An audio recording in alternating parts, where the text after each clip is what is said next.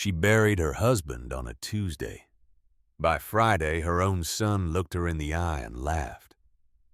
64 years old, 41 years of marriage, and in the air, and all Frances Bowen walked away with was a broken-down farmhouse and the sound of her son's voice telling her she had never really mattered anyway. But Raymond Bowen was not a careless man. He was a patient one. And somewhere inside that crumbling farmhouse he had left his wife something far more dangerous than money. He had left her the truth. The morning they read Raymond's will, Frances wore the same black dress she had worn to his funeral 3 days before. She had not washed it. She told herself she had not had the time. But that was not the truth. The truth was she could not bring herself to put it in the machine because washing it meant the week was over, and the week being over meant accepting that Raymond was actually gone, that the man she had loved since she was 22, the man who hummed off-key in the kitchen every Sunday morning and burned the toast and never once apologized for it, was in the ground now, and he was not coming back. So she wore the unwashed dress, and she drove herself to the law offices of Quinn and Hale alone, because there was no one left to drive her. The building sat on a quiet downtown street, one of those old brick buildings that had survived 3 rounds of city renovation, simply by being too stubborn to fall down. Frances sat in her car for 11 minutes before she went inside. She knew it was 11 minutes because she watched the clock on her dashboard like it owed her something. She kept thinking about what Raymond had said to her in the hospital, 3 weeks before the end, when the morphine had started blurring the edges of things, and his voice had gone thin and papery. He had reached over and taken her hand and said 2 words, "Trust me." She had thought he meant he was not afraid. She had thought he meant everything would be all right. That was what dying men said, wasn't it? They tried to make it easier on the ones being left behind. But sitting in that car looking up at the law office, something cold moved through her. Trust me. What if he had meant something else entirely? She went inside. A young woman led her down a carpeted hallway to a conference room with a long mahogany table and windows that looked out onto nothing interesting. There was already someone in the room when she arrived. Garrett. Her son was 40 years old and looked nothing like his father, which had always quietly broken her heart. Raymond had been gentle in his features, soft eyes, a slow smile, the kind of face that made strangers feel like they already knew him. Garrett had inherited Frances's sharper jaw, her restless energy, but none of the warmth that usually came with it. He was handsome the way a knife is handsome. Clean lines, no softness. He was sitting at the head of the table, not the middle, not the side. The head, as though the meeting were already his. He did not stand when she came in. He glanced up from his phone, gave her a nod that managed to feel both dismissive and performative at once, then looked back down at the screen.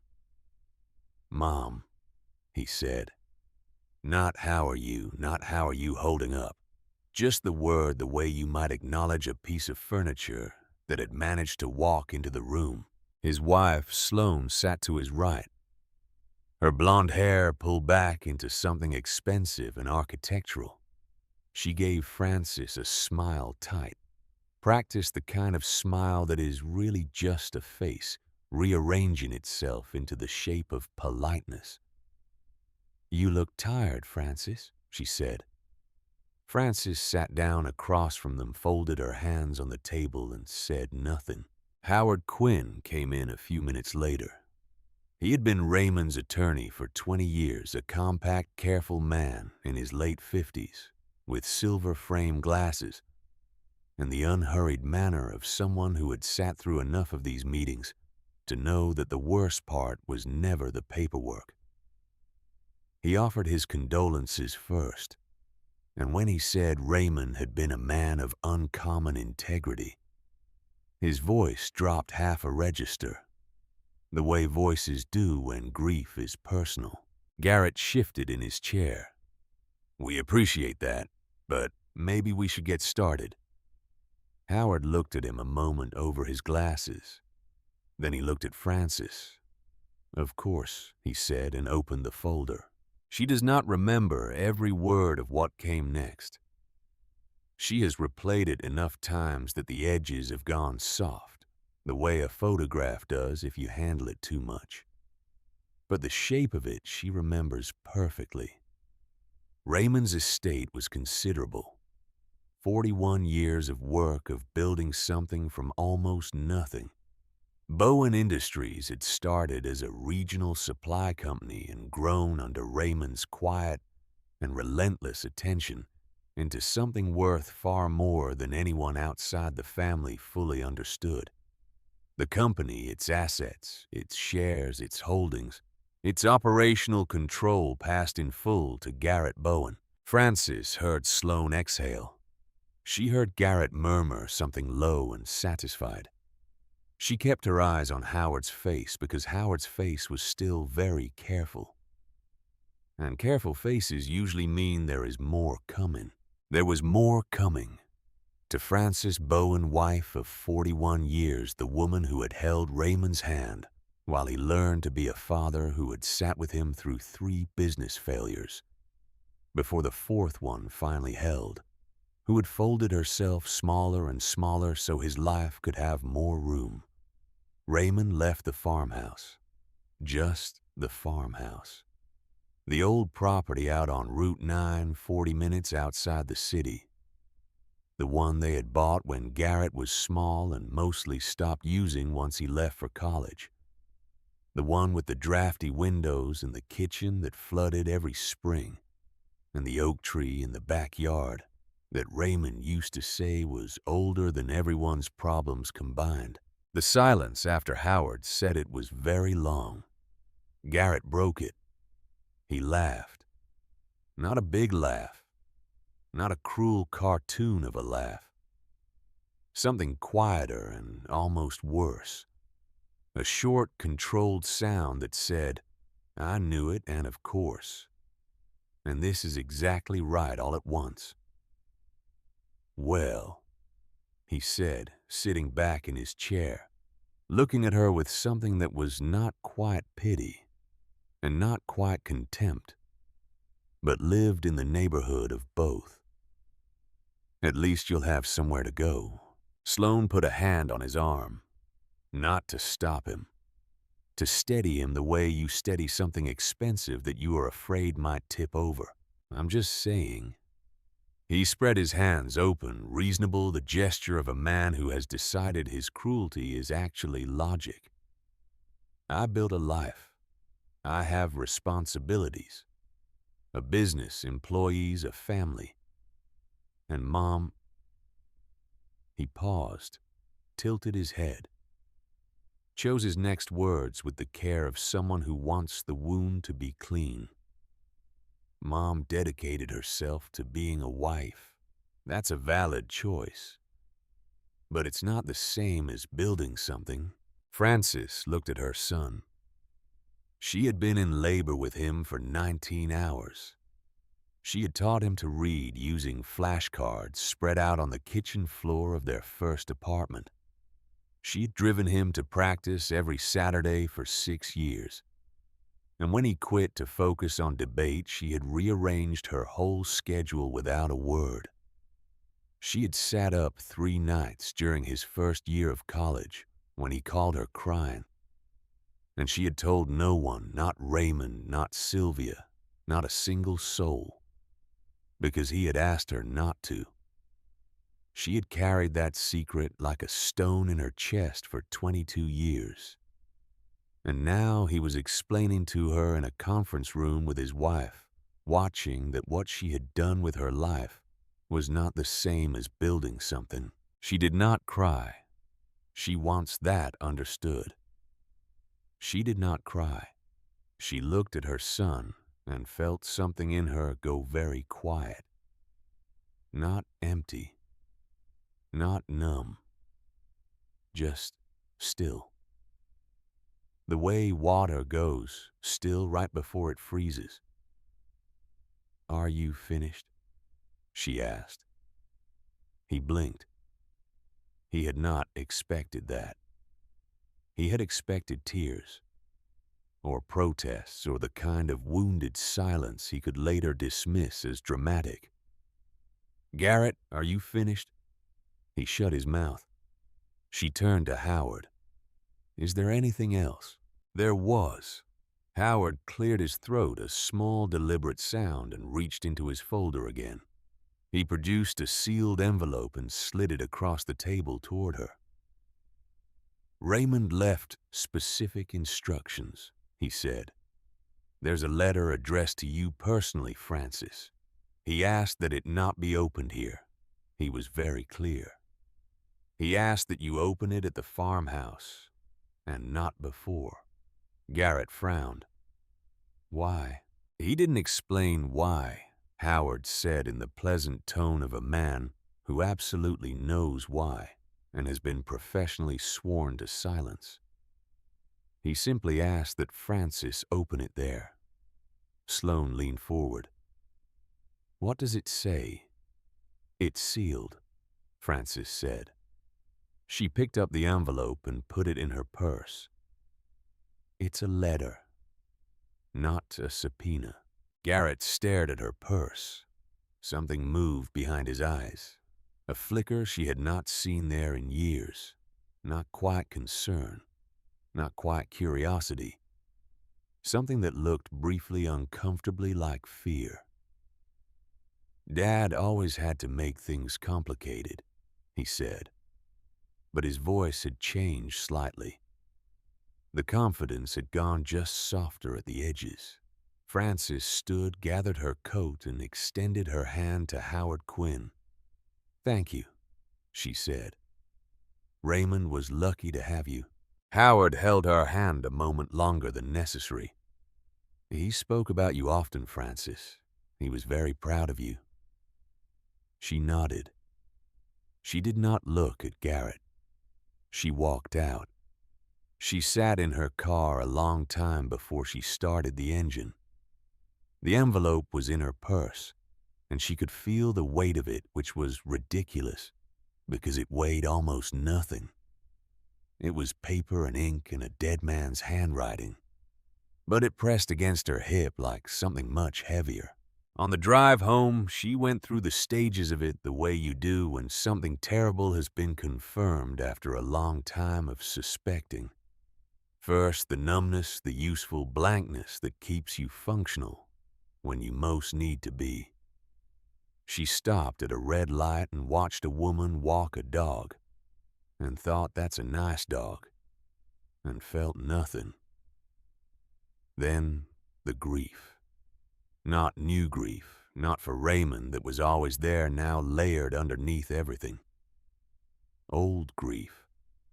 For the version of Garrett she had believed in longer than the evidence supported. There is a particular heartbreak that belongs only to parents the moment you finally stop making excuses and see your child clearly, and what you see is disappointing and frightening in yours. And then, underneath the grief, something quieter. He left you the farmhouse, Francis. He left you the farmhouse and a letter and told you to go there. Raymond was not a careless man. He was not sentimental without purpose. The farmhouse was not just a property. It was the place where they had been most themselves before money complicated things, before Garrett grew up and got sharp. Raymond had talked about restoring it every year for the last decade, in the specific way people talk about things they are actually planning to do. Trust me. She merged onto the highway and made a decision. She would go, tonight. She stopped at her apartment first, changed out of the black dress, finally washed it, and put on something comfortable. Jeans and a sweater that had been Raymond's soft gray, with a small moth hole near the left cuff. She had never mended because she could not bring herself to. She called Sylvia, who lives in Portland, and had not been able to come for the funeral because of her hip. She told her about the will. Not the letter, just the will. Sylvia was quiet a moment. Then in her very Sylvia way, she said, "That boy of yours has always been a selfish little thing, and I'm only saying what you're thinking." Francis did not answer. Sylvia took that as confirmation. "What are you going to do?" "I'm going to the farmhouse. Tonight." "By yourself, Francis. It's been empty 8 years. Is the heat even on?" "Raymond left me a letter. He asked me to open it there." A silence on the line. Sylvia had known Raymond almost as well as Francis did. She understood what it meant that he had asked for something specific. "Okay," she said more quietly. "You call me when you get there." "I will." "And Francis, whatever's in that letter, it's from him, not from whatever today was. Today was Garrett. The letter is Raymond." Francis held the phone to her ear a moment after her sister finished. "I know," she said. "I know." The drive to Route 9 takes 40 minutes in good traffic. It was nearly 7 in the evening by the time she got there, and the last of the light had turned that specific winter orange that always made her feel like the sky was apologizing for something. The farmhouse sat back from the road down a long gravel driveway lined with old maples that had lost their leaves weeks ago. Their bare branches stood against the orange sky, and for a moment pulling in she had the strange feeling of driving back in time, of being 30 years old again, a boy asleep in the back seat with his cheek against the window. Raymond at the wheel humming something tuneless and pleased. The house was dark. Of course it was dark. It had been dark for 8 years, kept barely alive by a caretaker. Raymond paid to hold the worst of the neglect at bay. The porch sagged in one corner. Paint peeled from the window frames. The garden she had once tended every September was overgrown and shapeless, years of neglect, having turned it from something cultivated into something feral. But the bones were good. Raymond always said that. "The bones are good, Franny. Good bones outlast everything." She got out of the car. The air was cold and smelled of frozen earth and dry leaves.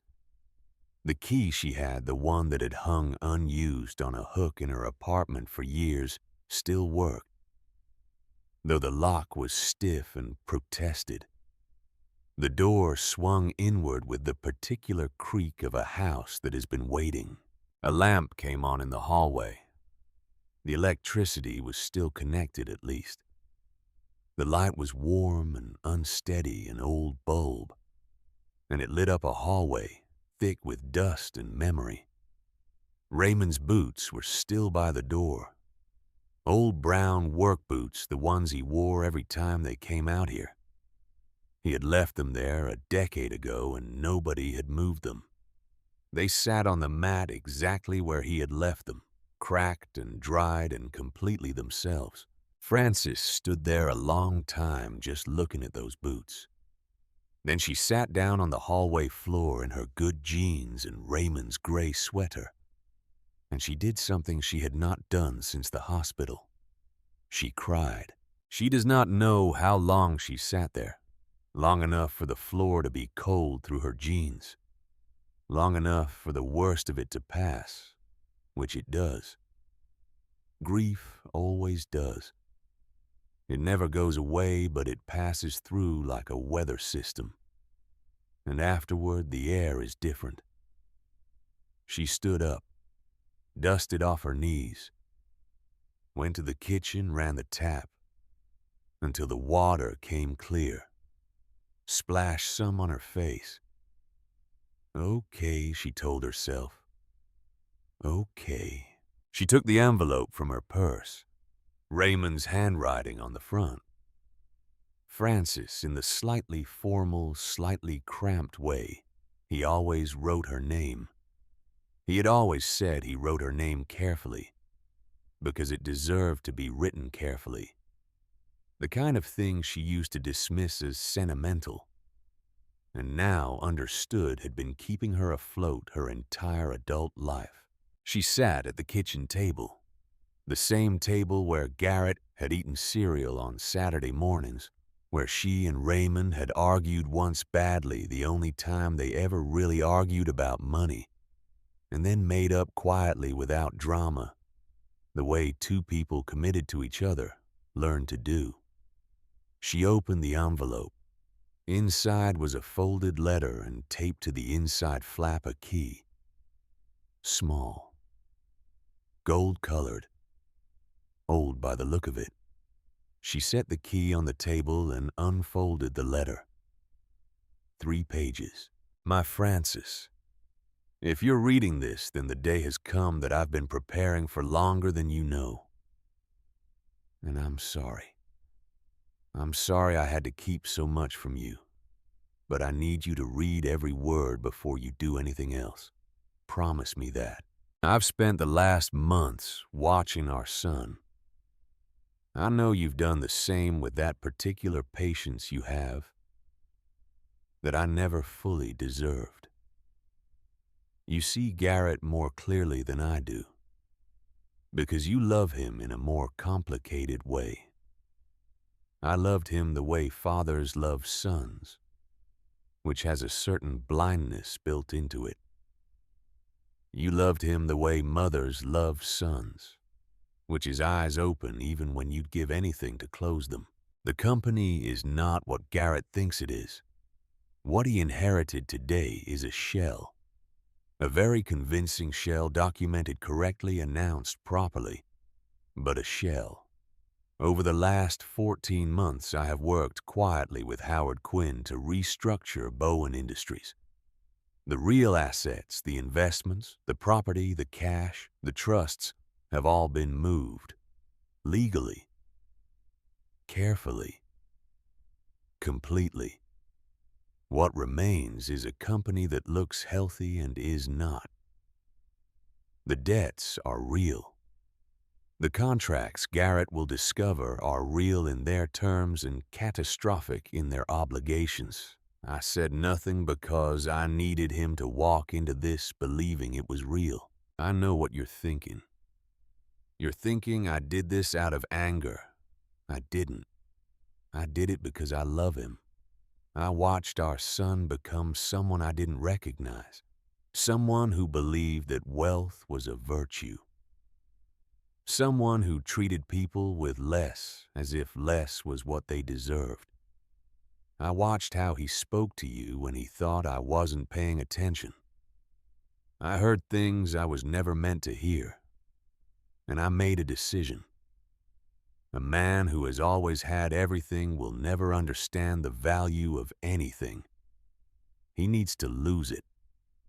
He needs to lose it completely, without cushion, and rebuild from nothing, because that is the only thing that will save him from the person he's becoming. Now, the gold key.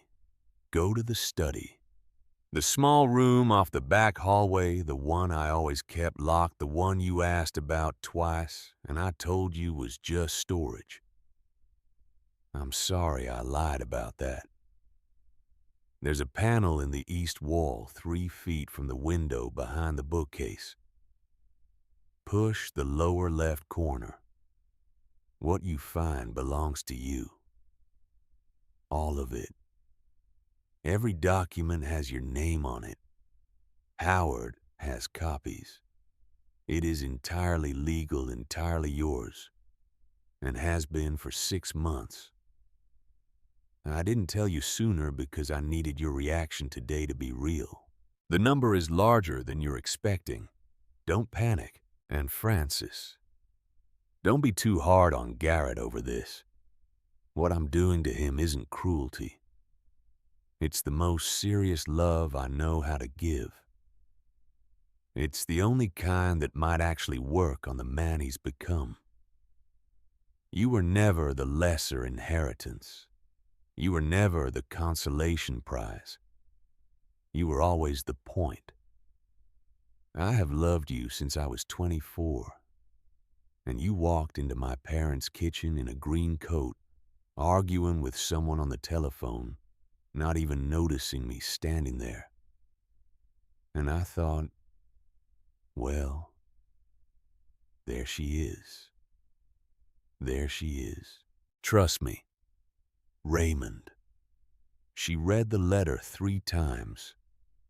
Then she sat very still at the kitchen table with dust on every surface, and Raymond's boots by the door, and a small gold key in front of her, and her heart was beating very fast. The study was down the back hallway, past the bathroom with the cracked tile, past the linen closet that always stuck. She had walked past it 10,000 times. She had asked about it twice and accepted his answers and moved on, because that was the kind of trust they had built, the kind where you do not require an explanation for every locked door. She picked up the key. She stood. She walked down the back hallway, and every step felt strange, not unreal, but hyper-real, the way certain moments are when you understand the ground is about to shift, and you are walking toward it anyway. The gold key opened the study door. Inside was a small room that smelled of old paper and cedar, lined with shelves and filing cabinets, a single window, a lamp on a wooden desk. And in the east wall, exactly where Raymond had said a bookcase. She moved it. It was lighter than expected, built to move, designed to move. There was the panel. She pressed the lower left corner. It opened. Behind it was a safe built into the wall, heavy and old and real. The same key opened it. She is going to try to describe what she saw, but description does not fully cover it. Numbers do not fully cover it. What she felt standing there was not just shock. It was something more complicated. Grief and love, and the particular vertigo of realizing that the man she loved had been in his quiet and methodical way, thinking about her and protecting her, and building something for her, even while he was dying, even while she sat beside him in the hospital and held his hand and thought she was the one holding him up. He was holding her up. He had always been holding her up. The safe held a bound portfolio of investment accounts with her name as sole beneficiary, property deeds for 7 parcels, including the farmhouse, including 2 commercial properties in the city, including land in the valley she had not known he owned.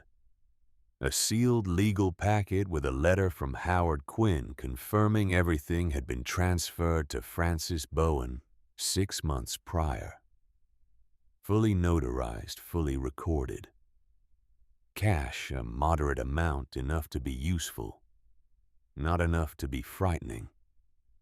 And at the bottom, a smaller envelope on which Raymond had written simply the number. Inside that envelope was a single piece of paper. The number on it had 9 digits, 93,240,000. She put the paper down on the desk. She walked to the window and looked out at the dark yard, at the bare maples, at the sky that had gone fully dark now and was thick with stars. "Don't panic," he had written. She almost laughed. The sound that came out of her was not quite a laugh, and not quite a sob, but somewhere in between that particular human sound that has no proper name. She pressed her forehead against the cold glass "You impossible man," she whispered. The stars did not answer. The house held its breath. Somewhere an owl called once and went quiet. She stood there a long time, Raymond's sweater around her shoulders, and she let everything in. The grief and the love and the shock and the strange, terrifying, expanding feeling of being for the first time in a very long time. The person at the center of the story instead of the person at the edges. She did not sleep that night. She sat in the old kitchen with the papers and a cup of tea. She actually drank this time, and she read everything twice, and she called Sylvia at midnight, even knowing she would be asleep. "Francis, it's midnight. Raymond left me $93 million in a safe behind a bookcase in the farmhouse." A very long silence. "Say that again," Sylvia said. She said it again. Another silence. "I'm gonna need you to say that one more time because I'm old and my hearing isn't what it was. 93 million and some change." And some change. Francis started laughing. Genuinely laughing, the kind that comes when everything has been too much for too long. And something finally cracks it open. And Sylvia started laughing too. And they laughed until they were both crying a little, and then they just breathed at each other across the phone line. Two old women. Two sisters. 3 in the morning in different time zones holding on. "He loved you," Sylvia said finally. "He loved you so much." "I know," Francis said. She looked at Raymond's boots by the door. "I know." Before she slept in the main bedroom with the window that looked out over the oak tree, she read the last lines one more time. "You were always the point." "Okay, Raymond," she said, to the room, to the house, to whatever remained of a man and the things he had touched and loved and left carefully behind. "Okay, I trust you, but it's mine now. What happens next is mine." She turned off the light. Outside, the oak tree stood in the dark, patient and enormous, its bare branches completely still. In the days that followed, Garrett Bowen began to celebrate his inheritance. He did not yet know what he had actually inherited. He would find out soon. And when he did, Francis had already decided she would not be a spectator to it. She would be the one holding the rope. She spent 3 days at the farmhouse before she went back to the city. 3 days of going through Raymond's papers, of calling Howard Quinn with questions, of walking through every room with a notepad, trying to understand the full scope of what her husband had built in secret, while the rest of them weren't looking. Howard was patient with her and plain in a way he clearly had been waiting to be. "He started 14 months ago," he told her on the second morning, his voice steady and professional over the phone. "When the diagnosis came back serious. He didn't tell you because I would have argued with him," Francis said. A pause. "Yes, that was his concern." "He was right. I would have argued with him." He knew that too. She sat on the old porch steps with the notepad on her knees and looked out at the overgrown garden. Frost had settled overnight on the dead grass, and in the morning light, it looked almost intentional, like someone had tried to make something beautiful out of the end of things. Howard. When Garrett figures out what the company actually is, how long before it becomes visible? He was quiet a moment, the careful kind of quiet. "Raymond estimated 6 to 8 weeks before the first obligations come due. That can be met. After that," he paused. "It moves quickly. 6 to 8 weeks. She wrote it on the notepad and circled it. "He's going to be devastated." Yes, and angry, almost certainly. At Raymond, at me. Francis. Howard's voice gentled. Raymond was very clear on one thing. He said, and I'm reading from his notes, Francis is not to feel guilty about this. She didn't do it.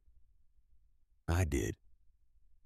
If Garrett needs someone to be angry at, he can be angry at me. I can take it. She pressed her lips together. That was Raymond. So completely Raymond that it almost knocked the air out of her. Even from beyond whatever came after, he was still trying to take the weight off her shoulders. But here's the thing. Howard did not understand, and the thing Raymond, for all his planning, could not have controlled. Francis did not intend to hide behind the weight Raymond had agreed to carry. The plan was his, but the living of it was hers. She would decide what to do with what he had left her. She would decide who to confront and who to let fall, and when to step in and when to stand back. The man had built her a fortress. What she did inside it was her business. By the third day, she had a clear picture, and it was larger and more deliberate than the letter had prepared her for. The $93 million was not one lump sum sitting in one account. It was structured, diversified, layered across investments and property and trusts in a way that made it almost impossible to attack legally and very easy to live from quietly. Raymond had thought of everything. Tax, liquid access, long-term management. He had spent 14 months of his dying building her a fortress, and he had done it while sitting across from her at dinner.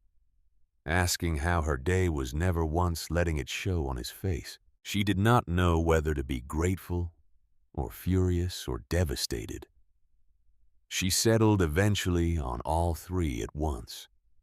The call from Garrett came 9 days later. She was in her apartment kitchen making soup, actual soup from scratch, the kind Raymond used to request in winter when her phone buzzed on the counter and his name appeared on the screen. She looked at it. 3 rings. 4. She picked up. Mom. His voice was different. Not the conference room voice, controlled and deliberate. This was something raw, though he was working to keep it contained. I need to ask you something. Hello, Garrett. Did you know, just like that, no preamble. About the company, did you know what Dad did? She set the wooden spoon against the side of the pot. What makes you think your father did something? Because I've been going through the financial records for a week.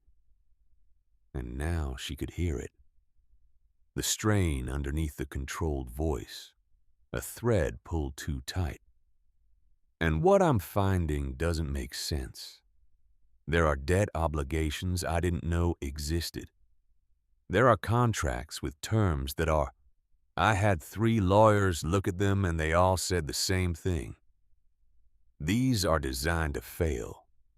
These contracts were designed to fail.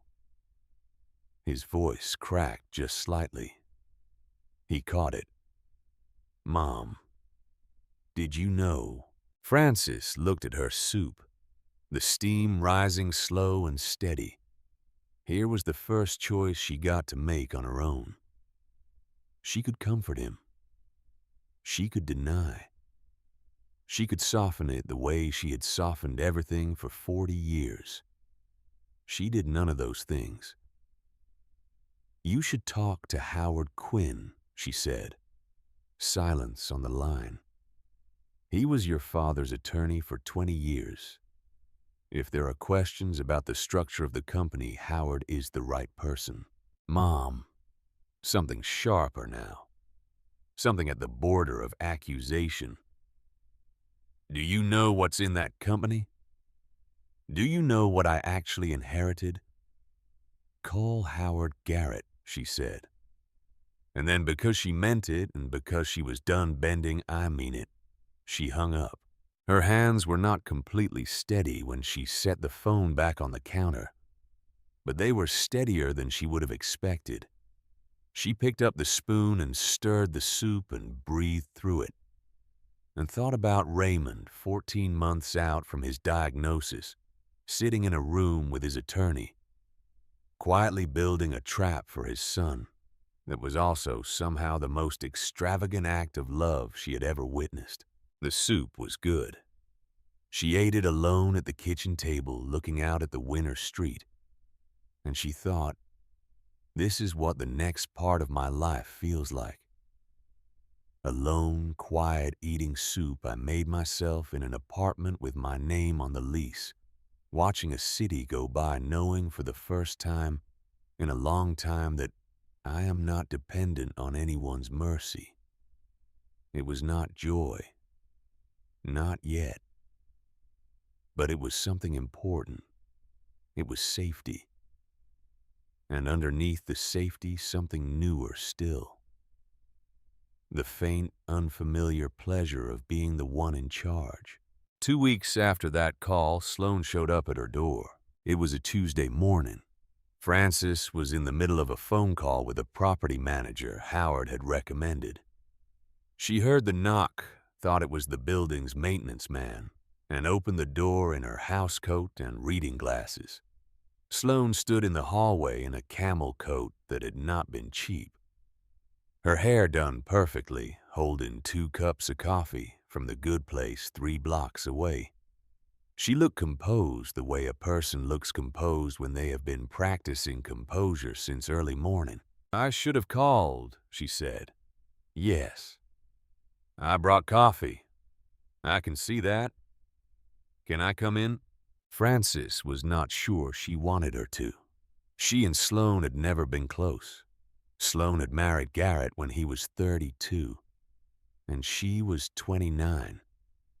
And she had always treated Frances with the particular brand of politeness that is really a form of distance. Careful, consistent, impossible to argue with. She was not cruel the way Garrett could be cruel.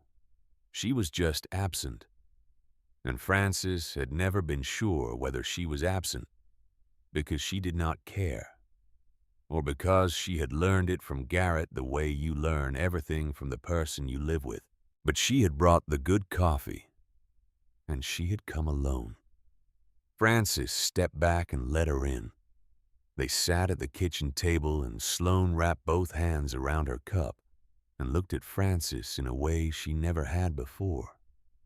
Direct, without the performance. "He's falling apart," she said. Frances said nothing. "The lawyers found another set of obligations last week. The investors there were 3 calls yesterday. He was on the phone until midnight, and when he came to bed, he just..." She stopped. Something moved across her face. He didn't sleep. He lay there staring at the ceiling. I've never seen him like this in 12 years. She looked up. "Did you know about the company?" "Your father-in-law," Frances said carefully, "was a very deliberate man." "So you did know." "I found out after he died." Sloan nodded slowly, processing. "Was it punishment for Garrett?" Frances thought about the letter. "This is not punishment. This is the most serious love I know how to give." "No," she said. "It wasn't punishment. It feels like punishment. I know it does." Frances turned her cup in her hands. "Sloan, can I ask you something honest?" "Okay. Did you think what Garrett said to me in that conference room was acceptable?" The question landed flat between them. Sloan did not flinch from it, which surprised Frances. She held still, and the thing moved across her face again. Not guilt exactly. Recognition. "No," she said. "I didn't." "Did you say so?" A pause. "No." "Why not?" Sloan looked down at the table, and for a moment she was quiet. And Frances let her be quiet because she had learned over 64 years. that the silence people fill with honesty is worth waiting for. Finally, Sloane said, "Because I chose him. And when you choose someone, you convince yourself the parts of them you don't like are smaller than they are, or that they'll change." She stopped, started again. "I kept thinking it would pass. His attitude toward you. I thought it was a phase. Stress. Grief about Raymond being sick. I kept thinking it would pass." "How long have you been thinking that?" She did not answer, but her face answered for her. "A long time." Frances reached across the table and put her hand briefly over Sloane's. Sloane looked startled, genuinely startled, like she had not expected the gesture and did not know what to do with it. "Go home," Frances said. "Take care of yourself. What happens with the company is going to happen, and it isn't something you or I can prevent. But you need to think very clearly about what you want your life to look like. Not Garrett's life. Yours." Sloane looked at her a moment, something in her face Frances could not quite read. Then she nodded, stood, buttoned her coat. "He's not all bad," she said at the door. Half statement, half question. "I know he's not. He's my son. I know every version of him, including the versions he doesn't know himself." Frances paused. "That's not the same as saying what he is right now is okay." Sloane left. Frances closed the door, poured her cold coffee down the sink, and called Howard Quinn. "It's starting," she told him. "Yes. The first default notice goes out Friday." She thought about Garrett somewhere in the city, watching everything he thought he had built begin to crack at the foundations.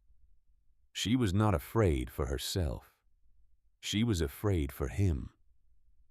But fear, she was learning, was not the same as helplessness. She could be afraid and still be the one deciding how this went. What happened to Garrett over the next 6 weeks was not quiet. Frances watched it the way you watch a fire from across the street.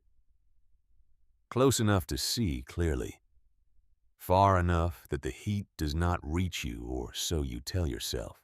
The first public signs came in the business press. Small items, the kind most people skim past. Questions about Bowen Industries' debt structure. A postponed contract announcement. An investor who had quietly withdrawn from a meeting without explanation. Individually, they meant nothing. Together, they meant everything to anyone who knew how to read them. Garrett knew how to read them. He had spent his career knowing how to read them. And so he watched his own collapse announced in the language he had built his identity around. There was a cruelty in that. Not Raymond's intended cruelty. The accidental cruelty of the universe, which occasionally has a sense of irony. And then, the thing Raymond had not planned for arrived. The thing that turned Frances from a woman watching a fire into a woman standing in the path of it. His name was Walter Prescott. He was one of the larger investors in Bowen Industries. A man in his 60s with the kind of money that had been money for 3 generations, and the kind of confidence that comes from never having lost. He had not gotten where he was by accepting losses quietly. And somewhere, in the wreckage of the failing company, his people had started asking the right questions. Where had the assets gone? When? To whom? He found Frances on a Thursday. She was at the farmhouse when he came. She had driven out to meet the contractor about the heating system, and she was standing in the front garden in her boots and Raymond's gray sweater when a black car she did not recognize came up the gravel drive. A tall man got out.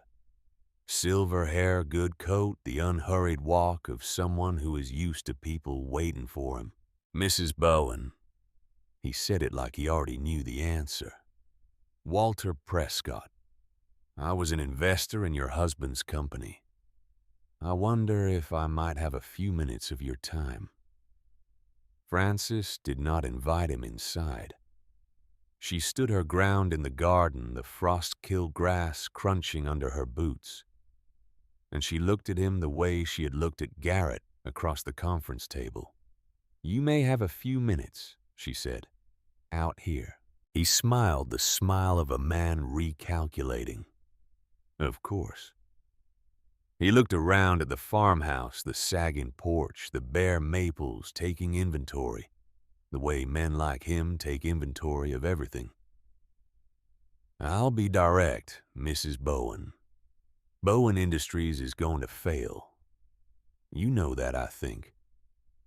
What you may not know is that in the months before your husband's death, a substantial portion of the company's assets were transferred out. Property, investments, cash. My attorneys tell me those transfers may have been made specifically to remove value from the company before it collapsed, to shield it. He paused, let it land. From people like me, I see. Now. He spread his hands reasonable, and the gesture was so much like Garrett's that something in her went cold and still. I have no wish to drag a grieving widow through a lawsuit. That's unpleasant for everyone. But if those transfers were fraudulent, if they were designed to defraud the company's creditors, then they can be reversed. By a court. And anyone who received those assets could find themselves party to a very long, very expensive, very public legal proceeding. He looked at her almost gently. I imagine that's not how you'd like to spend your retirement. Frances was 64 years old.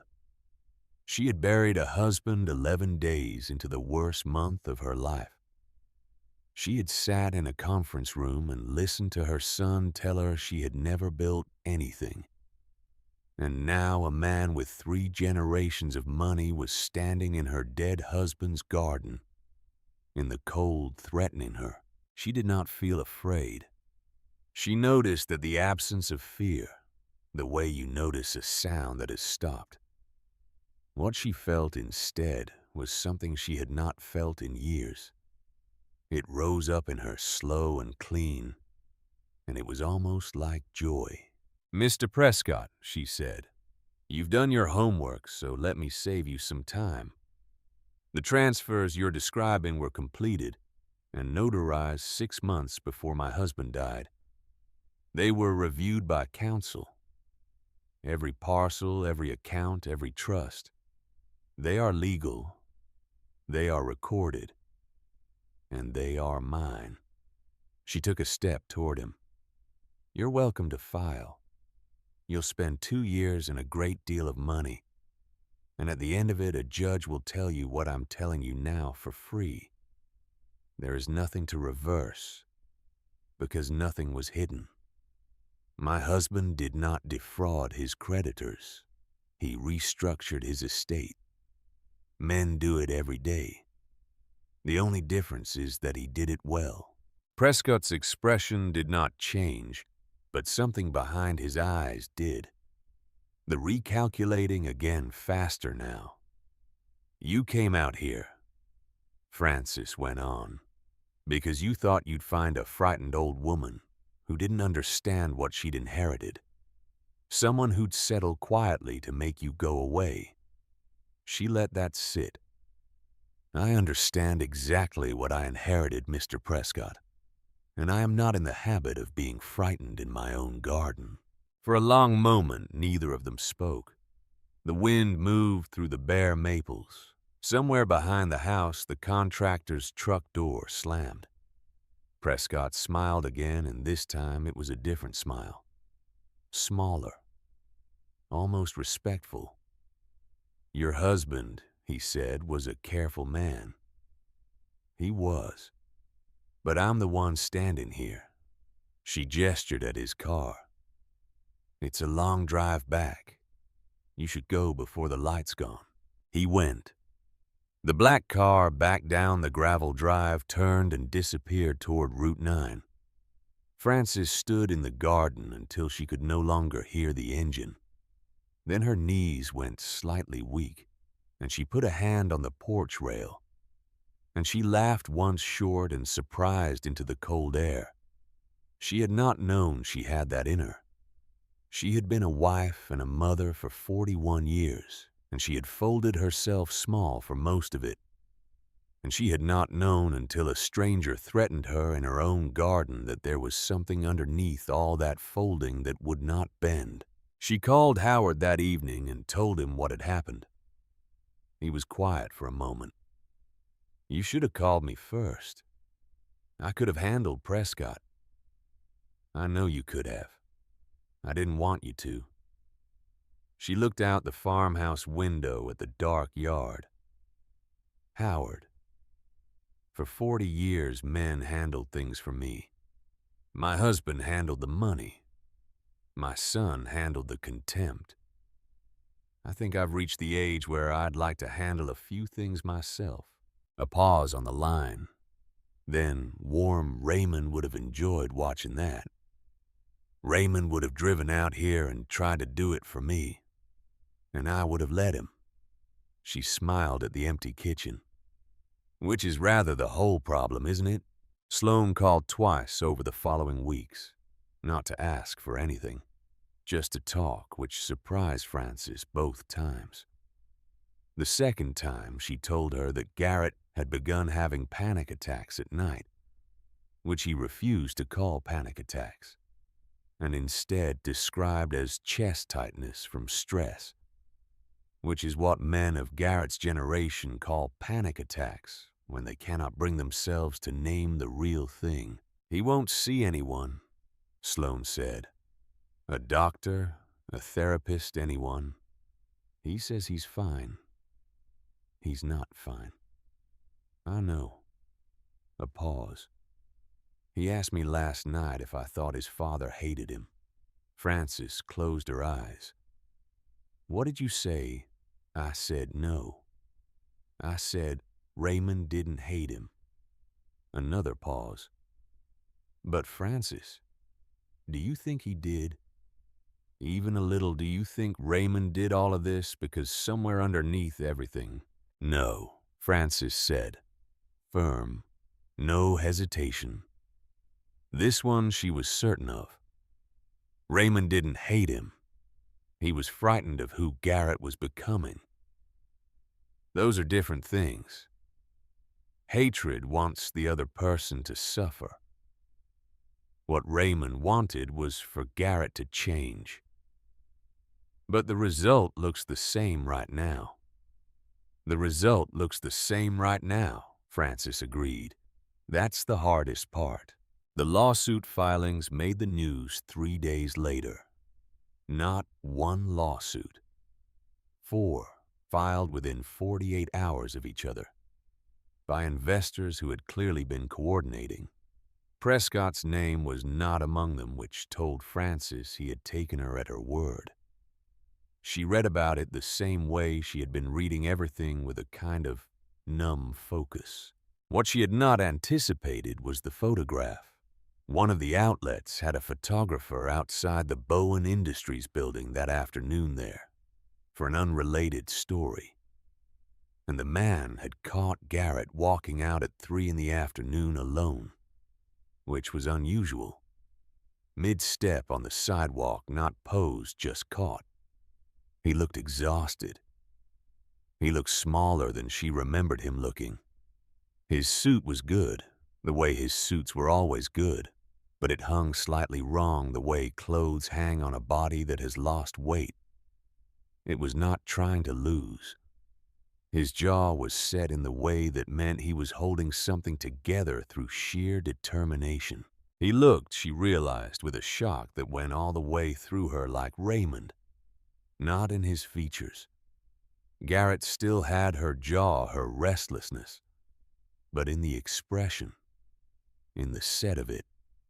Raymond had looked exactly like that in the last months of his illness, when he was trying to protect her from how frightened he was.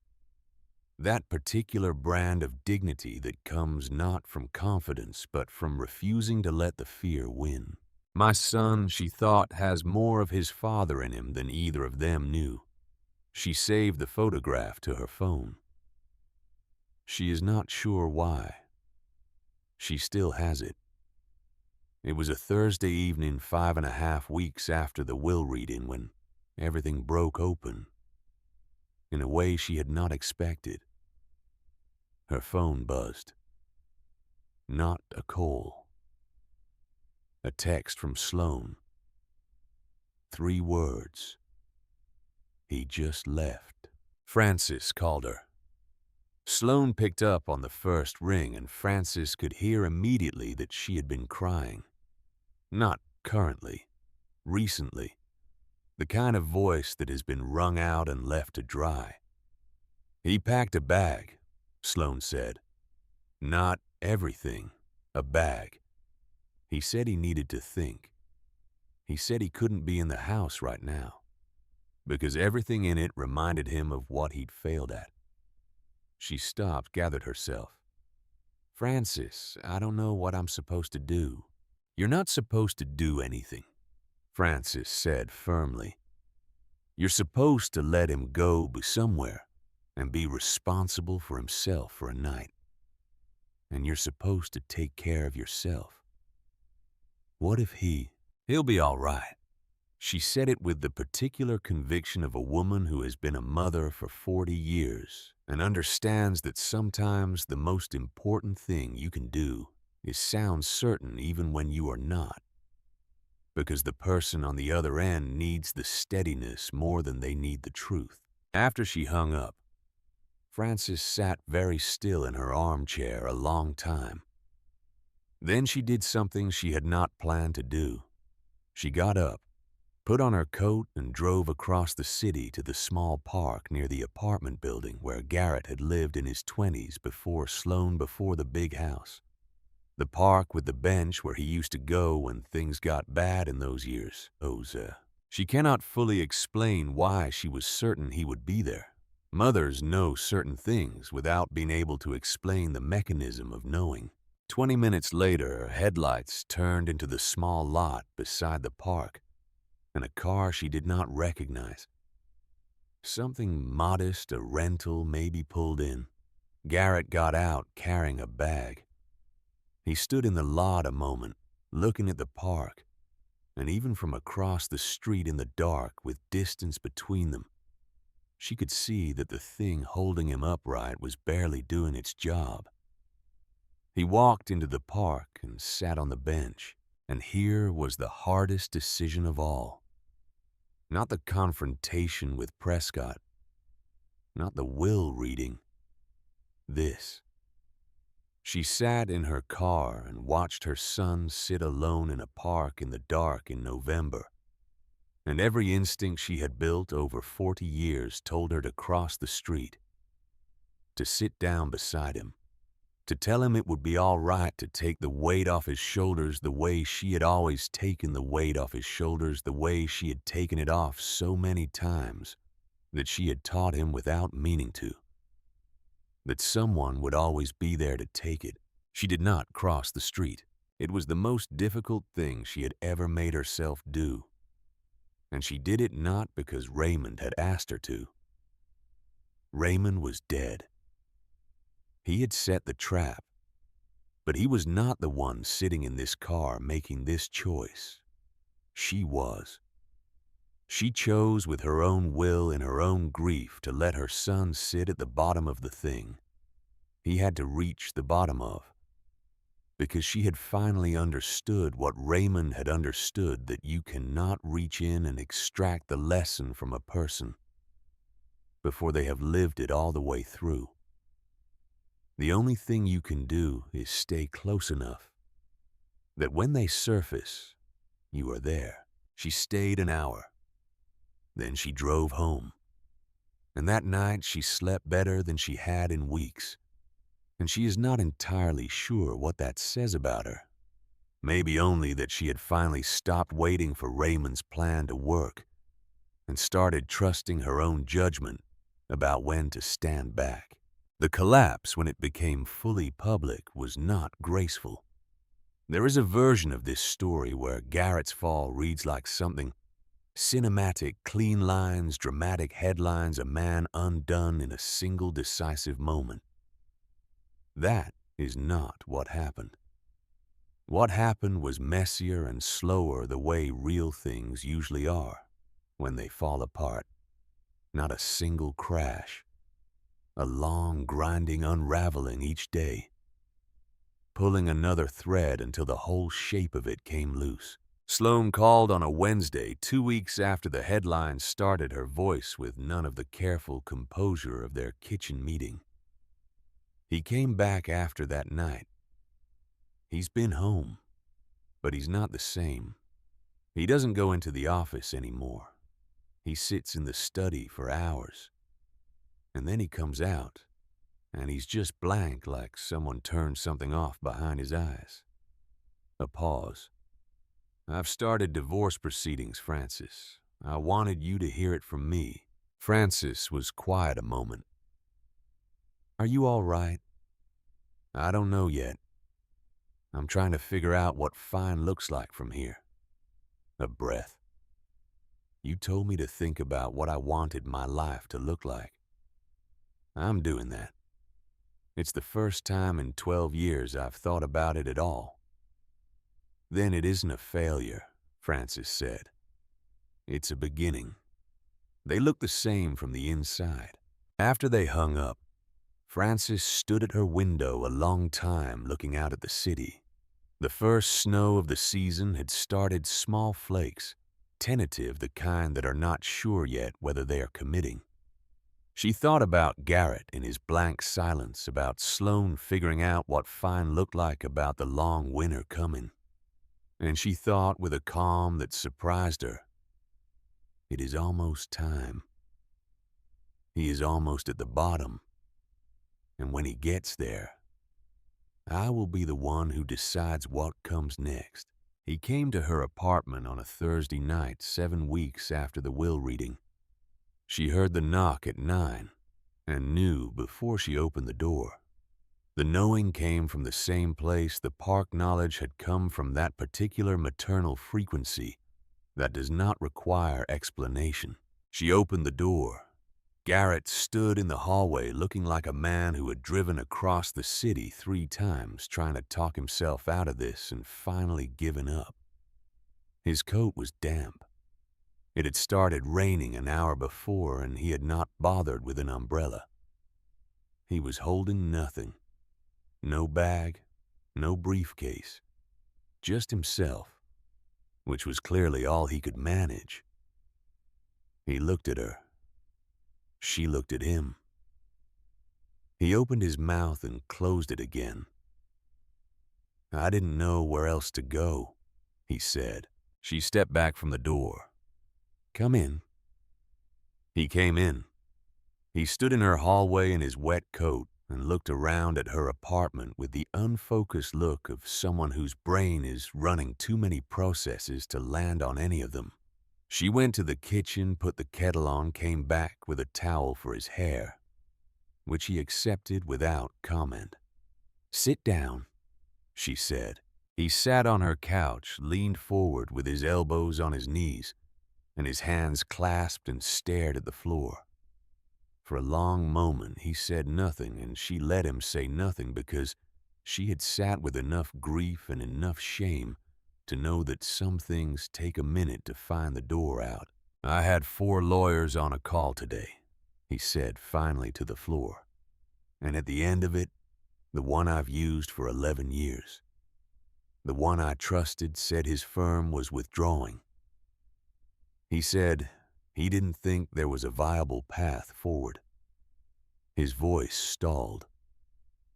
Those words, a viable path forward. He said it like he was reading from a script. She said nothing. "The company is gone, or it will be within 60 days. The assets that are left won't cover the obligations, and the investors know it now. There's nothing. He lifted his eyes from the floor and looked at her. Dad built something for 30 years and His voice broke at the edges and he caught it. I walked into it and thought it was mine. I thought I deserved it. Because I'd worked hard. Because I was better at it than you. He said it flat.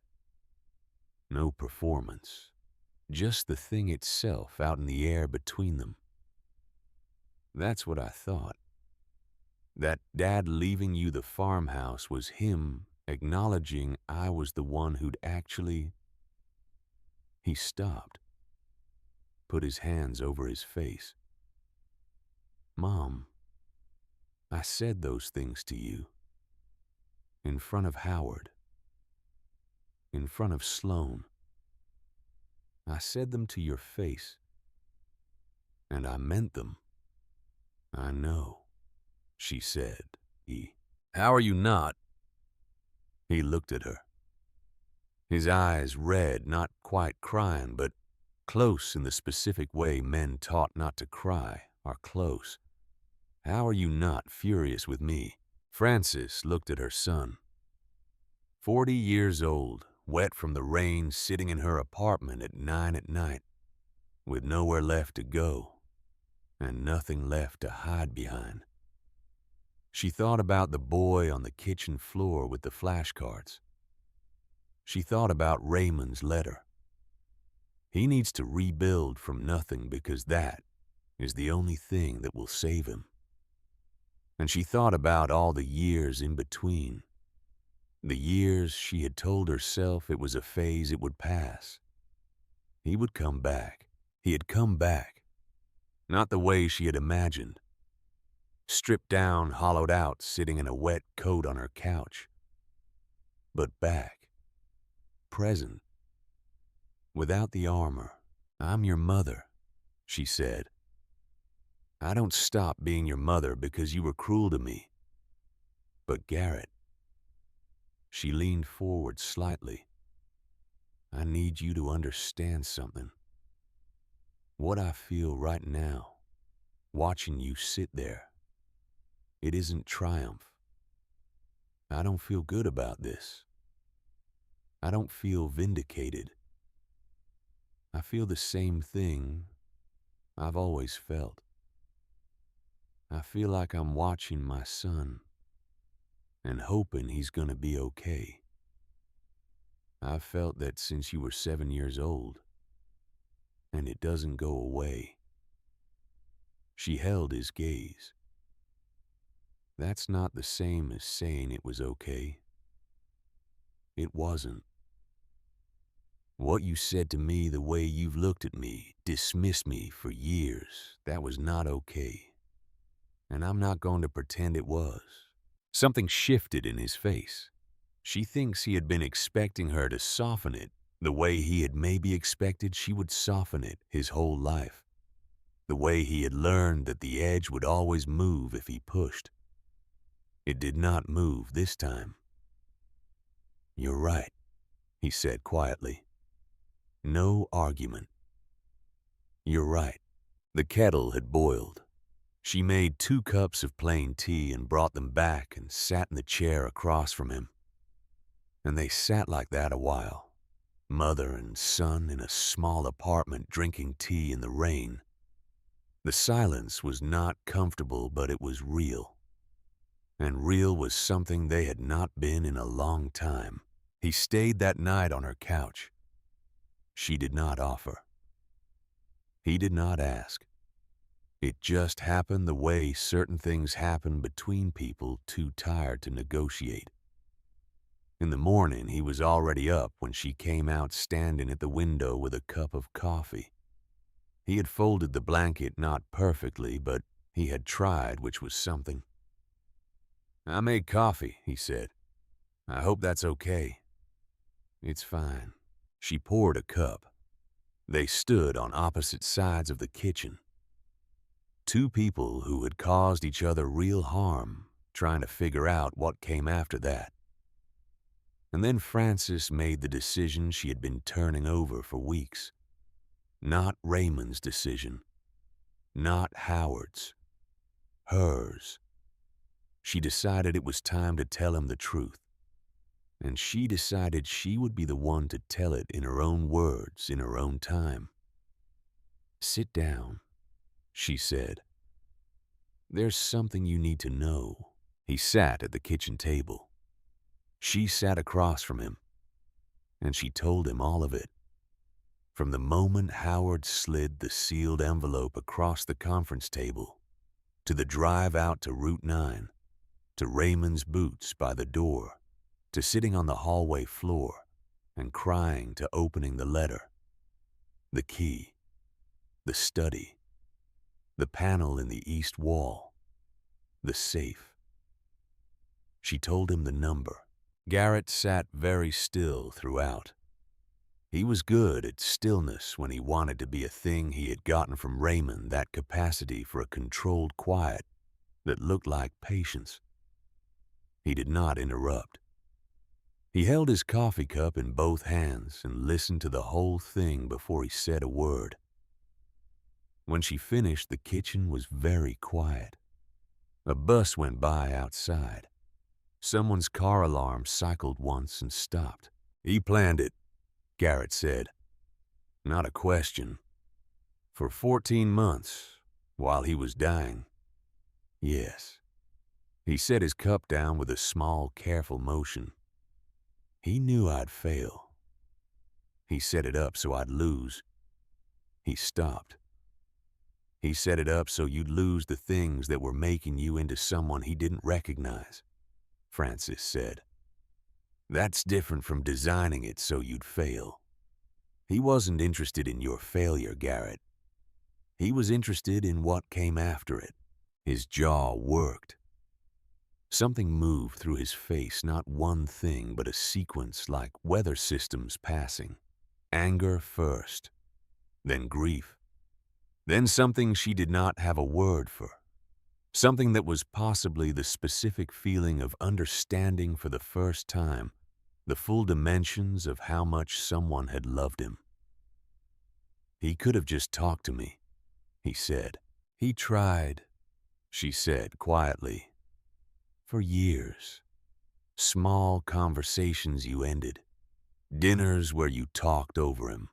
Phone calls you returned 3 days late. I watched him try. You weren't available. That's not blame. That's just true." He did not argue. He looked at the table and she could see him going back through something in his memory, sifting the way you sift when someone says a thing you did not want to be true. And you check it against what you remember and find with a sinking feeling that they are right. "Are you angry at him?" Garrett asked. "For keeping all of this from you, for dying with this plan in his pocket while you sat beside him not knowing?" She had thought about that a lot. "Yes," she said.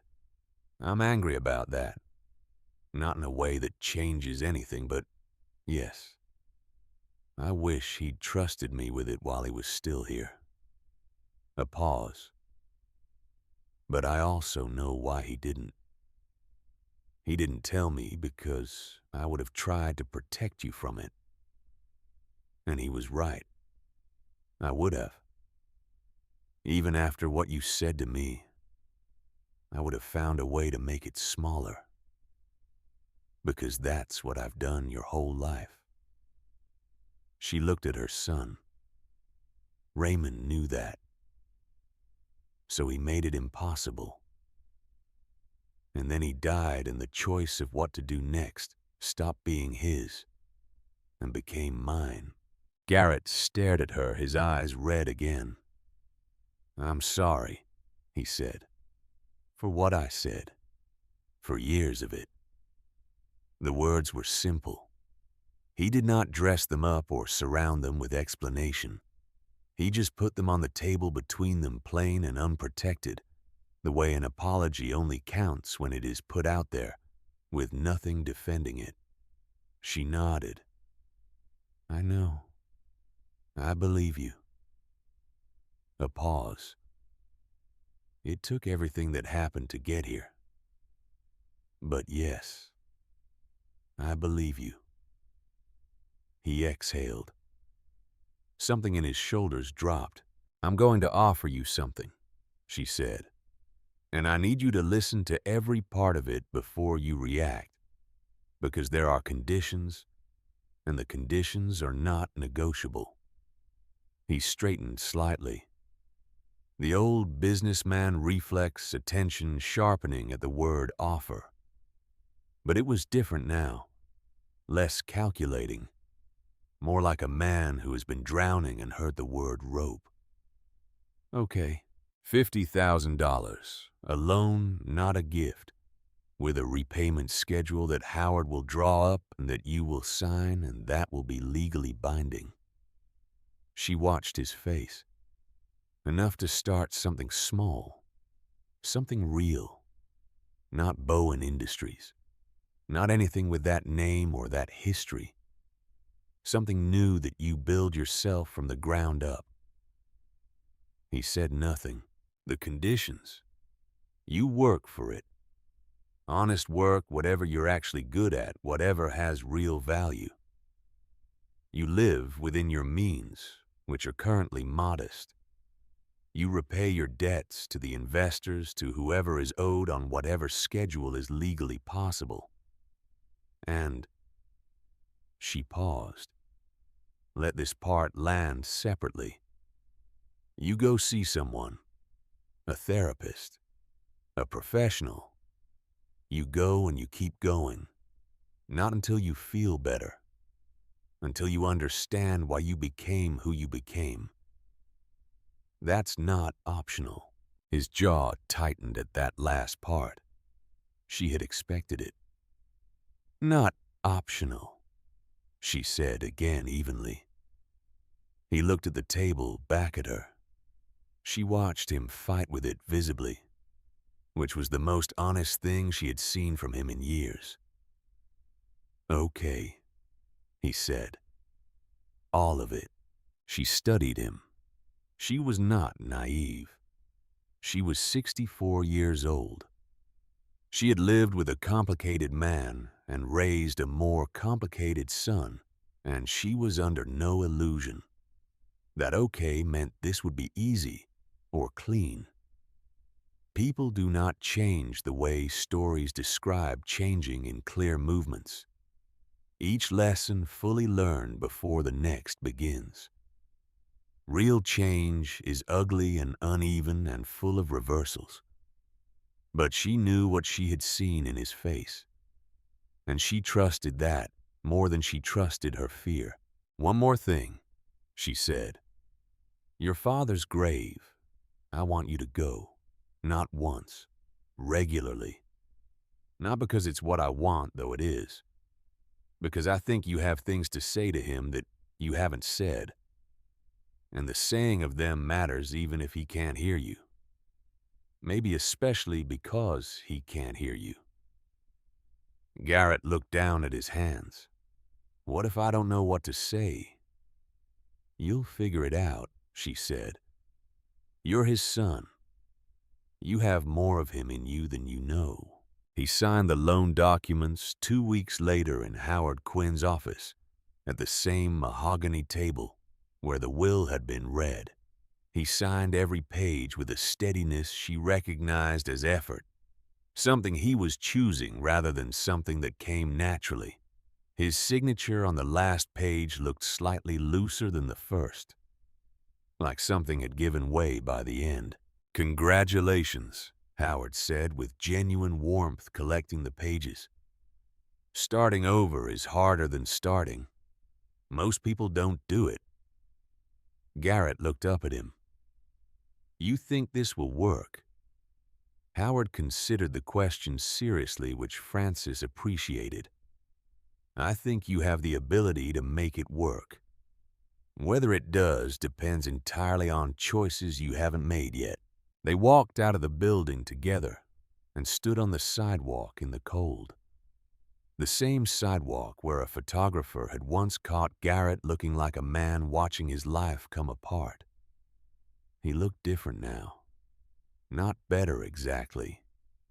Not put together. But present here in his body on this sidewalk, in this version of his life, not performing one that no longer existed. "I'm going to the cemetery this weekend," he said. "I still don't know what I'm going to say." "You have until the weekend," Francis said. "You'll think of something." He nodded, turned up his collar, started to move. "Garrett." He stopped. "Your father used to say the oak tree in the farmhouse yard was older than everyone's problems combined. I don't know if that's true, but I think about it when things feel very large. It helps sometimes." Something passed through his face, quiet and real and not performed. "I remember that tree," he said. "I know you do." He walked away down the sidewalk, hands in his coat pockets, heading toward whatever came next. She watched him go until he turned the corner. Then she stood there alone in the cold on an ordinary city street, with the sound of traffic and the smell of winter air, and Raymond's voice somewhere in the back of her mind, patient and quiet as it always was. "Trust me." She had trusted him, but she had also finally trusted herself. She turned and walked the other direction toward her car, toward the rest of the afternoon, toward the slow and imperfect business of a life being rebuilt from the right materials this time. The winter that followed was the longest Francis could remember, not because it was particularly cold or dark, though it was both. It was long the way winters are long when you are paying attention to them for the first time in a while. When you are not simply enduring the season while waiting for something else to happen, but actually living inside it, day by day, noticing the light change by small degrees, noticing the way the city sounds different when snow is on the ground, noticing yourself. She had not noticed herself in a long time. That sounds like a small thing. It was not. There is a specific kind of disappearance that happens to women who spend decades organizing their lives around other people's needs. It does not announce itself. It is just a slow erosion, one small accommodation at a time, until you look up one day and cannot remember the last time you made a decision that had nothing to do with anyone else.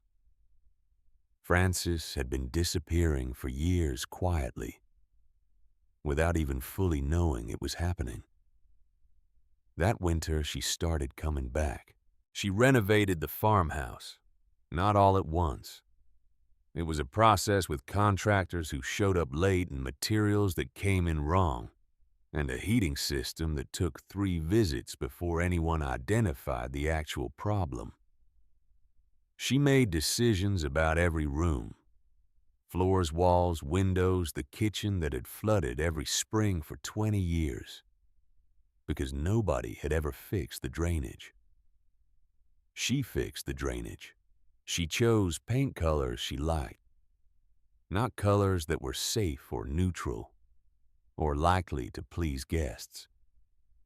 She put Raymond's boots in the bedroom on a shelf because she wanted to see them every morning, not as a shrine, just because they were his and she loved him, and there was no rule that said she had to put that somewhere private. Sylvia came to visit in February, her first trip since before the funeral, her hip finally cooperating enough for the flight. She stood in the renovated kitchen with a cup of tea and looked around at what the house had become. Raymond would have loved this. "I know. You look different," Sylvia said.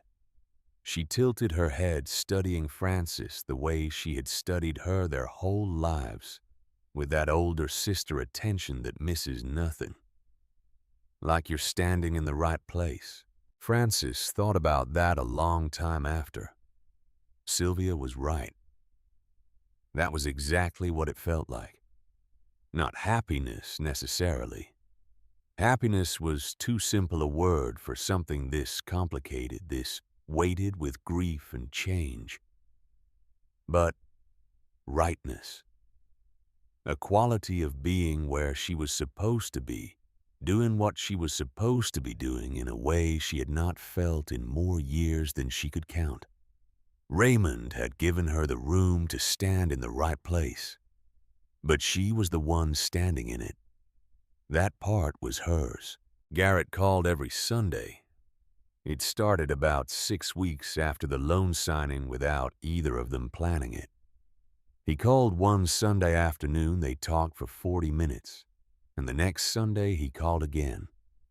And after 4 or 5 Sundays, it had simply become the structure of things. He had started a consulting practice, small just himself at first, working from a rented desk in a shared office space, which he described the first time he mentioned it with a deliberate flatness, like he was daring himself to say the words without embarrassment. "How is it?" she asked. "Weird," he said. "Good weird.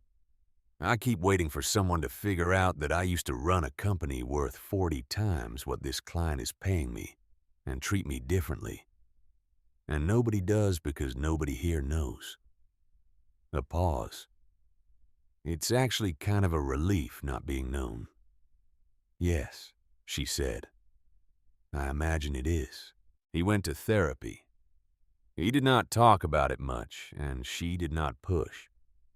That had been her instinct for weeks, to ask to monitor the way she had monitored everything involving Garrett for 40 years, and she had been deliberate about resisting it. What he said in one of the early calls was this: "She asks hard questions. I go in thinking I'll talk about business stress for 45 minutes, and somehow she ends up asking me about when I was 12, and I come out feeling like I've been turned inside out. I think it's probably working." "Probably," she agreed, careful to keep the relief out of her voice. He went to Raymond's grave. The first time he told her about it briefly in the middle of a sentence about something else, like he was trying to slip it past both of them. The second time he told her what he had said. "I told him I was sorry for not being there more at the end. And I told him I understood finally why he did what he did. Not completely. I don't think I'll completely understand it for a long time. But enough." A pause on the line. "And then I just talked about what I was working on. About the consulting. It felt stupid." "It doesn't sound stupid." I told him about the shared desk, and there was something in his voice that was almost humor-wry and self-aware and new. I figured he'd appreciate the humility of it. She smiled at her kitchen wall. He would have laughed, and then he would have told you he was proud of you. A long silence. "Yeah, I think so too." He met Marlo in March. Francis heard about her gradually, the way you hear about important things from people who are not ready to announce them. In sideways mentions. A name dropped and not followed up on. There was a coffee shop near his office, he said, and the owner knew him now, and there was usually a woman there who graded papers. A teacher. 4th grade, 9 years. She had grown up in a small town and did not know anything about corporate finance and did not care. "She asked me what I actually liked about my work," he said one Sunday. "Not what I was good at, what I liked."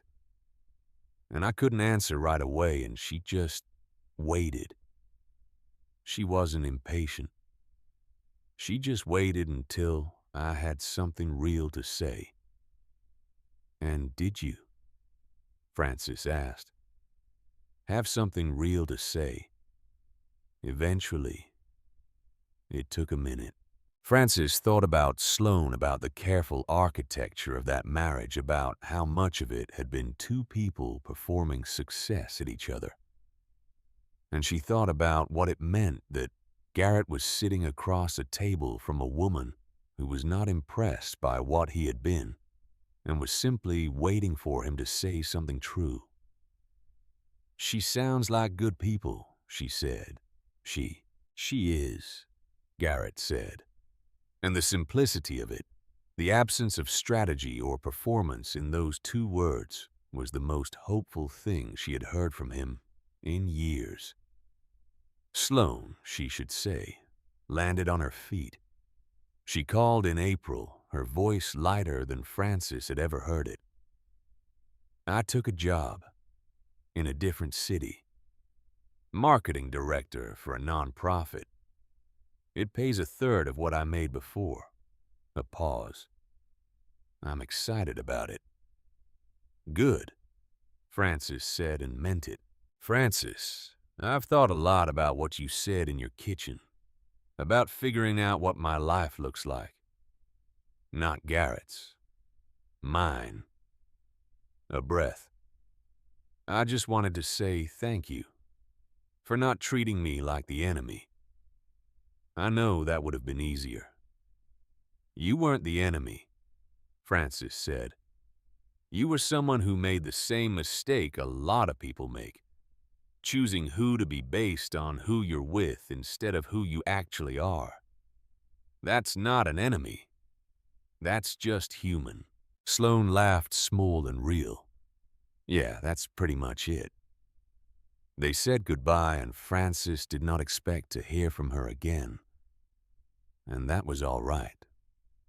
Some people pass through your life at the exact moment they need to and then move on. And the moving on is not a failure of connection. It is just the right shape of things. In May, Francis established the first of what would become 3 charitable initiatives funded through Raymond's estate. She established them herself, with Howard handling the legal mechanics and nothing more. The first was a scholarship fund at the community college across town, full tuition for students returning to education after the age of 40, specifically because she understood something about the courage that required, and because she had opinions about who deserved a second chance and wanted to do something concrete about them. The second was a partnership with a hospital to fund support services for the families of dying patients, for the people sitting in hospital rooms holding hands who needed someone to talk to and often had no one, who were disappearing quietly in the rooms of the dying and would emerge months later hollow and lost with no map for what came after. She knew something about that particular disappearance.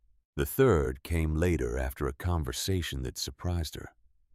Garrett called one Sunday and said, unprompted, "I've been thinking about what you did with the loan, about the structure of it.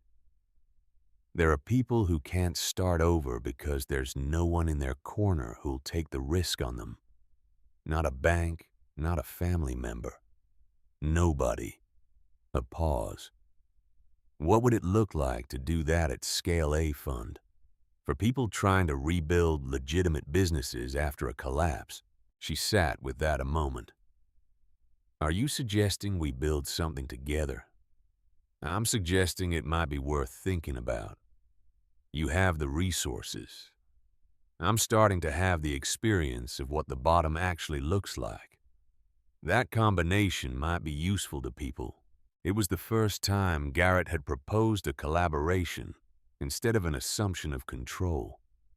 The first time he had framed his own knowledge as something that might serve others rather than elevate himself. She noticed that. She noticed it the way you notice a small plant coming up through concrete with a disproportionate amount of feeling because you know what it costs to get there. "Let's think about it," she said. The wedding was in September. Garrett and Marlowe had been together 8 months, which is not long by most measures, but Frances had stopped measuring Garrett's life by most measures. She had started measuring it by the quality of what was in it. When he called on a Tuesday evening in July to say he had asked Marlowe to marry him, his voice held something she had not heard since he was young. Not excitement, solidity. A solidity that came not from certainty about the future, but from certainty about the person beside him and the kind of man he was trying to be. She said yes, he said, slightly stunned. Mom, I'm 40 years old and I'm broke and I share an office desk with a 28-year-old who's better at spreadsheets than I'll ever be. And she said yes. Of course she said yes, Frances said. Because of who you are, not what you have. Do you understand what that means? A silence. Yeah, he said quietly. For the first time in my life, I actually do. The wedding was held at the farmhouse. Garrett had asked tentatively whether that would be all right, and Frances had said yes before he finished the sentence. The garden she had spent the spring restoring was in full late summer form by September. Not perfect. Gardens never are. There were still bare patches where the soil had not recovered, but green and real and alive in the way things are when they have been tended by someone who cares about them rather than someone performing the caring. They set up chairs under the oak tree. Raymond's oak tree, older than everyone's problems, combined its leaves, just beginning to think about turning at the edges that early September gold that promises autumn without quite committing. Marlowe wore a simple, cream-colored dress she had bought with her own money and altered herself because she was handy with a needle the way practical people often are. She looked beautiful in the way that has nothing to do with performance and everything to do with being genuinely unself-consciously happy in a moment. Garrett stood under the oak in a suit that was not expensive. He had one good suit left from his previous life, and he had declined Frances's offer to buy him a new one, which she had respected. He watched Marlowe walk toward him across the garden with an expression she had not seen on his face in decades. He looked like someone who knew he did not deserve this and was going to spend the rest of his life trying to be worthy of it anyway. That she has learned is the closest any of us gets to deserving anything good. Sylvia stood beside her, having flown in from Portland despite her hip, which she declared worth it. She gripped Frances's arm during the vows, and Frances gripped hers back, and neither of them said anything, which was the right call. Howard Quinn was there too in the third row, and when Frances caught his eye, he nodded at her with the quiet satisfaction of a man who has kept a very important secret for a very long time and is finally watching it fulfill its purpose. After the ceremony, when the small gathering had moved toward the tables and music was playing from a speaker with a thoughtfully made playlist, Garrett came to find her. He handed her a glass of something sparkling, and they stood together at the edge of the garden under the oak's shadow. Near the ceremony space on a small table was Raymond's photograph, framed, which Frances had placed there without asking permission because she had not needed permission. This was her house. This was her decision. And Raymond belonged here as much as any of them.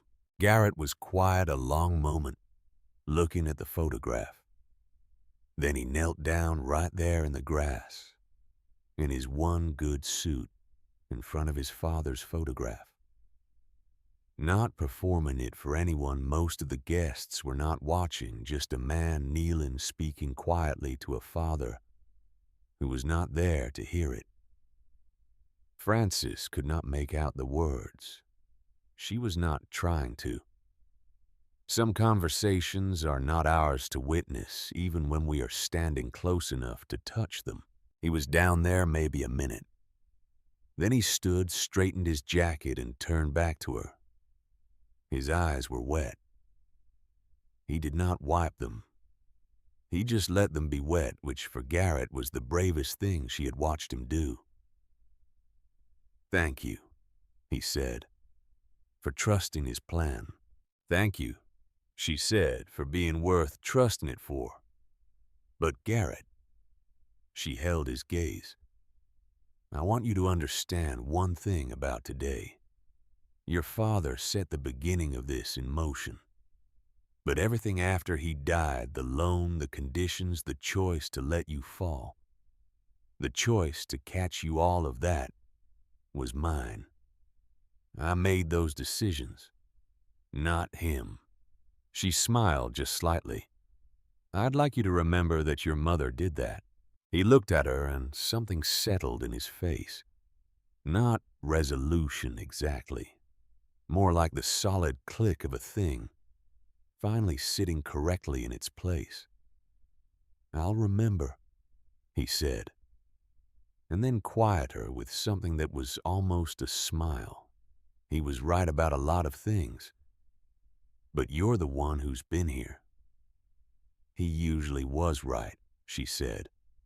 "It was very annoying." Garrett laughed. The real one.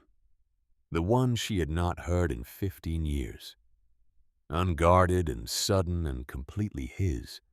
The one from when he was 7 years old in the branches of that exact tree. There it was. There it was. 8 months after the wedding, Garrett came to the farmhouse on a Sunday afternoon. He brought Marlo, who was by then visibly pregnant, a girl due in spring. He also brought something Frances was not expecting, a check in a manila envelope. He sat at the kitchen table, Raymond's kitchen table, the same table where she had read the letter. The night everything changed and he put both in front of her.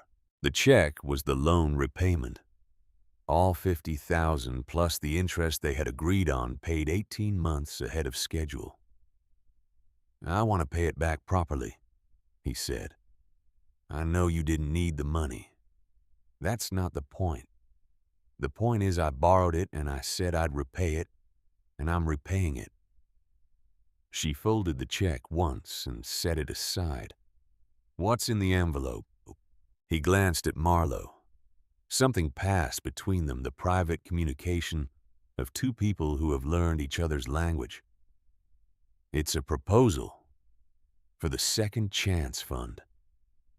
I've spent 4 months putting it together. Legal structure, funding model, intake criteria, oversight." He pushed it toward her. "I didn't want to just talk about it. I wanted to show up with something real." She opened it. 47 pages, carefully organized, thorough in a way that spoke to months of serious thought. She did not read it all then. She read enough to see that her son had taken the experience of his own destruction and turned it into something that might prevent someone else's, or at least make the rebuilding less impossible. "You know," she said, setting the pages down, "that when we do this, it has to be done right, with accountability, with oversight.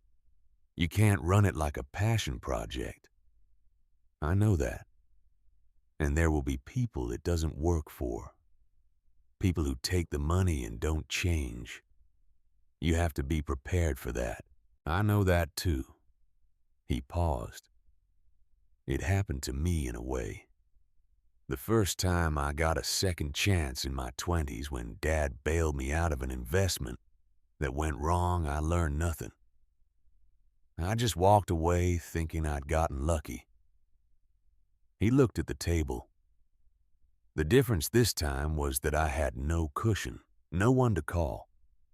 I had to sit in the actual consequence until it changed me. Not everyone needs that exact thing, But nobody changes without hitting something real first.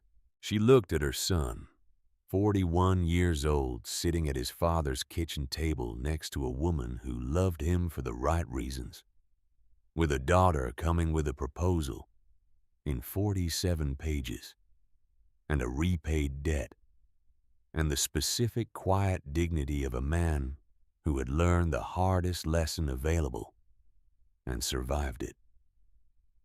He was not perfect. He would never be perfect. He still had a temper he managed imperfectly. He still had moments of arrogance that surfaced in the wrong context that Marlowe, she gathered, had no patience for and said so. But he was here present, trying building something from the ground up for the second time in his life. And this time from the right materials. "Okay," she said, "let's build it." They named the fund the Bowen Initiative, which was Garrett's idea, and which she agreed to after a long conversation about whether it was right to name something after a family that had spent a year being publicly dismantled. Garrett argued that the name was not about legacy or reputation. It was about accountability. That if something went wrong, their name was on it.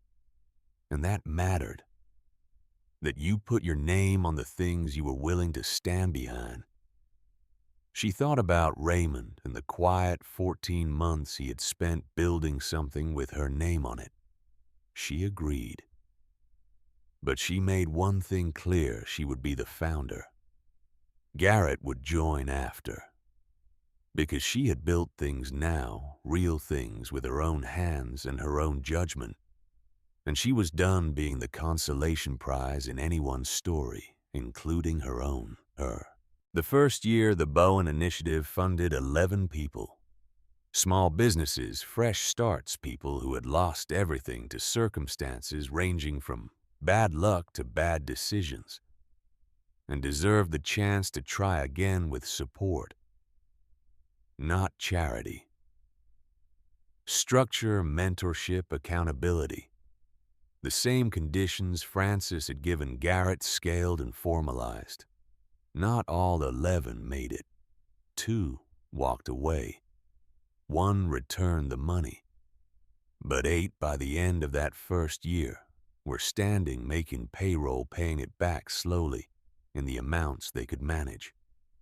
8 people standing who had not been standing before. Raymond would have said that was a start. He would have been right. On a Sunday evening in late October, 2 years after the will reading, Francis sat on the farmhouse porch as the light went down. The garden was preparing for winter again. The second winter she had watched it do this from this porch. Some of the plantings she had put in during spring were showing themselves now in the structure they had built. Underground, the parts you cannot see yet. But that would come back. That is how perennials work. You plant them and they disappear. And you have to trust that what you did was enough. That something is happening beneath the surface even when you cannot see it. Garrett had called that morning from somewhere that sounded like a park. His daughter was 5 weeks old, small enough to be terrifying. And he had gone out while Marlowe slept because the baby liked motion. And he described with the specific wonder of a first-time parent who had not expected to be transformed. The precise shape of his daughter's fist gripping his finger. "She just grabbed it," he said, still slightly stunned. "Like she meant it. Like it was specifically my finger she wanted." "It was," Francis said. "How do you know that?" "Because I was there when you were that size, and yours was specifically my finger too." A silence. Then, quietly, "What did you call me in those early days? Before I became whatever I became?" She thought about it. "Ray," she said, "when it was just us." I called you Ray after your father. You looked like him those first weeks before you grew into my jaw." He was quiet a long moment. "Ray," he said, like he was trying it on, like it was something retrieved from a place he had stopped looking. "Yes," she said. "Ray." They stayed on the phone a while after that, not saying much, just existing in the same call while his daughter slept against his chest in a park somewhere. And now on the porch in October, Francis sat with a cup of tea and watched the sky go from gold to orange to the specific bruised purple of a clear evening before full dark. The kind of sky Raymond used to stop what he was doing to look at. He said a sky like that was the world being honest about something. She thought about everything. About the woman who had walked into that law office in an unwashed black dress, expecting nothing. About the woman who had sat on the floor by a dead man's boots and cried until she was empty and then gotten up and kept going. About the woman who had stood in this garden and refused to be frightened by a man with 3 generations of money. About what it had cost and what it had built and what had been broken, and whether the breaking was worth what grew from it. There is no clean answer to that question. Anyone who tells you there is not telling you the truth. What Raymond did was an act of love that was also unquestionably an act of control. What Frances did by trusting the plan and then making it her own was brave and was also in honest moments a thing she would spend the rest of her life turning over. She is still not entirely at peace with what Garrett lost. The losing was still terrible. Both of those things are true at once, and neither cancels the other. That is what she has learned maybe more than anything, that the true things are almost always the complicated ones. That love is not simple. That family is not simple. That the people who hurt you and the people who save you are sometimes the same people at different points in the same story. That forgiveness is not a feeling but a practice, repeated, imperfect, chosen again every time the old wound announces itself. That money is not nothing but it is very close to the last thing that matters. That real wealth, the kind that does not fit in a safe, the kind that cannot be inherited or stolen or lost in a lawsuit, is built out of the things that are hardest to keep. Honesty, humility, the willingness to be changed by your failures, and love stubborn enough to survive the versions of people they are before they become who they needed to be. Raymond knew that. He always knew it. And at the end, when he had nothing left but time, he set one final lesson in motion. But it was Frances who carried it the rest of the way. It was Frances who decided when to let go and when to hold on, who faced down the men who came for what was hers, who chose the conditions and chose the mercy and chose finally to stop disappearing. The sky went fully dark. The oak tree disappeared into it, its shape visible only against the stars. She finished her tea. She thought, there she is, Frances. There she is. And she went inside into the warm and imperfect and fully her own house, and she closed the door behind her.